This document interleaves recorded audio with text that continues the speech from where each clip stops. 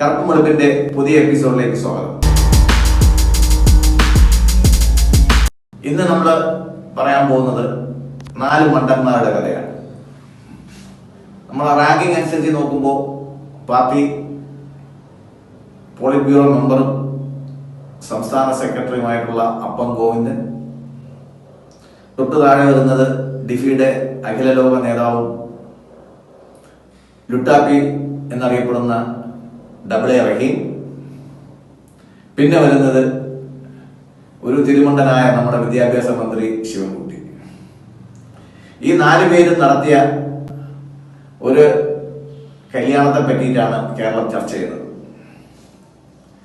പ്രായപൂർത്തിയാവാത്ത ഒരു ആദിവാസി ബാലികയെ കേരളത്തിൽ വന്ന് മറ്റൊരു സമുദായക്കാരനായ മറ്റൊരു മതവിഭാഗത്തിൽ നിന്നുള്ള ആളെ കൊണ്ട് കല്യാണം കഴിപ്പിച്ചു. ഒരു മധ്യവയസ്കനാണ്, 35 വയസ്സാകും പോകുന്നു. ഈ കല്യാണം പോക്സോ കേസിന്റെ പരിധിയിൽ വരുന്നതാണ്. അതിന്റെ മധ്യപ്രദേശിൽ നിന്നുള്ള ആ കുട്ടിയുടെ അച്ഛന്റെ പരാതിയിൽ മധ്യപ്രദേശ് പോലീസ് കേസെടുത്തിട്ടുണ്ട്. അതിന്റെ നടപടിക്രമങ്ങൾ നടന്നു വരികയാണ്. അതെല്ലാവർക്കും അറിയാവുന്ന കാര്യം.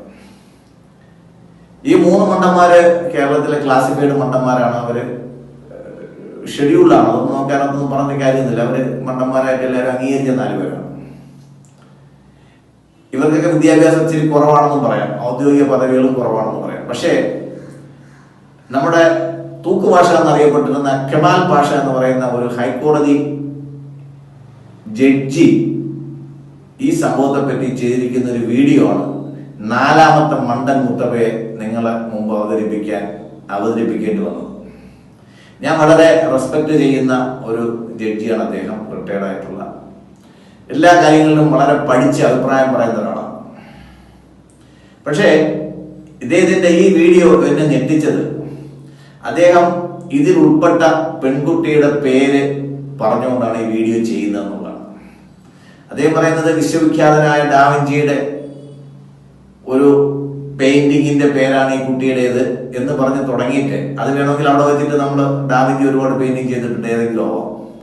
അതിനുശേഷം ഈ കുട്ടിയുടെ പുഞ്ചിരിയെ പറ്റിയിട്ടും ആ പുഞ്ചിരിയെ ദ്യോതിപ്പിക്കുന്ന വീഡിയോയുടെ പെയിന്റിങ്ങിന്റെ പേര് പുള്ളിക്കാരൻ വളരെ എക്സ്പ്ലിസിറ്റ് ആയിട്ട് പറയുന്നു.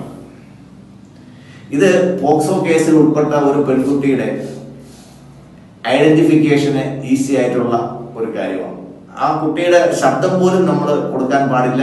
ശബ്ദം കൊടുത്തതിനെതിരായിട്ട് കേരളത്തിലെ ഒരു മുഖ്യധാര വീഡിയോ ചാനലായിട്ടുള്ള ഏഷ്യാനെറ്റിന് എതിരായിട്ട്, കേബിൾ ചാനലായിട്ടുള്ള ഏഷ്യാനെറ്റിനെതിരായിട്ട് പോലും ഒരു പോക്സോ കേസ് രജിസ്റ്റർ ചെയ്തതാണ്. എന്നിട്ട് ഒരു റിട്ടയർഡ് ജഡ്ജിയായ ഇദ്ദേഹം എന്തുകൊണ്ട് ഈ കുട്ടിയുടെ പേര് പറഞ്ഞ് ആ വീഡിയോ ചെയ്തു എന്നുള്ളതിന്റെ ആ ചില വിശദാംശങ്ങൾ കേൾക്കാം. കുട്ടിയുടെ പേരില്ലാത്ത ചില വിശദാംശങ്ങൾ ഞാൻ പറയാം. സഖാവ് MV ഗോവിന്ദൻ, പിന്നെ വളരെ പ്രശസ്തനായ നമ്മുടെ ഒരു രാജ്യസഭയിലെ ഒരു രാജ്യസഭാംഗമുണ്ട്, അത് റഹീം, A റഹീം. ഇവർ ഇത്രയും പേരും ഒക്കെ കൂടെ കൂടി ചേർന്ന് കേട്ടോ, ഇതാണ് യഥാർത്ഥ കേരള സ്റ്റോറി എന്ന പേരിൽ ഒരു കേരള സ്റ്റോറി അങ്ങ് നടത്തി. വിവാഹം, ഇവരുടെ കാർമ്മികത്വത്തിൽ അങ്ങ് വിവാഹം അങ്ങ് നടത്തുകയാണ്. കംപ്ലീറ്റ് ഈ 3 അകത്താവും ഇതിനോടൊപ്പം. കാരണം എന്താണെന്നറിയോ, ഇതിന് കൂട്ടു നിൽക്കുന്നവരെല്ലാം ഈ ഒഫൻസിൽ പെടും. അദ്ദേഹത്തിന് അറിയാം പോക്സോ കേസിൽ ഉൾപ്പെട്ട ഇരയുടെ അല്ലെങ്കിൽ ഇരയാക്കപ്പെട്ട ആ വ്യക്തിയുടെ വിവരങ്ങൾ, ആ കുട്ടിയുടെ മാത്രമല്ല ബാലാവകാശ നിയമപ്രകാരം പോലും ആ കുട്ടിയുടെ പേര് പുറത്തു പറയാൻ പാടില്ല. പോക്സോ മാത്രമല്ല, ബാലാവകാശ നിയമവും അത് പറയുന്നുണ്ട്.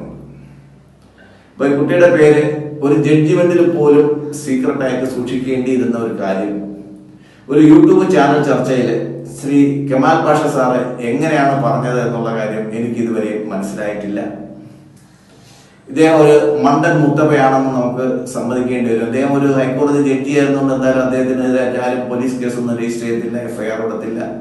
കാര്യം അദ്ദേഹത്തിന് ചില സവിശേഷ പരിരക്ഷകൾ നിയമം കൊടുക്കുന്നുണ്ടായിരിക്കാം. കാര്യം ഈയിടയ്ക്ക് കൈക്കൂലിപ്പണമായിട്ട് പിടിച്ച ഹൈക്കോടതി ജഡ്ജിയെ ഇതുവരെ വിചാരണ ചെയ്തിട്ടില്ല, അയാളെ പുറത്താക്കിയിട്ടുമില്ല. അപ്പോൾ ഈ നിയമ പണ്ഡിതന്മാർക്കൊക്കെ ചില ഇളവുകൾ സർക്കാർ കൊടുത്തിട്ടുണ്ടാവാം. അതുകൊണ്ട് അദ്ദേഹത്തിനെതിരായിട്ട് കേസൊന്നും രജിസ്റ്റർ ചെയ്തിട്ടില്ല. പക്ഷേ ഇത് കാണുന്ന മറ്റ് യൂട്യൂബർമാരും പ്രേക്ഷകരും ശ്രദ്ധിക്കേണ്ടത്, ഈ കുട്ടിയുടെ പേര് ഇനി പറയത്തക്ക രീതിയിൽ ഒരു വീഡിയോ ആരും ചെയ്യരുത്.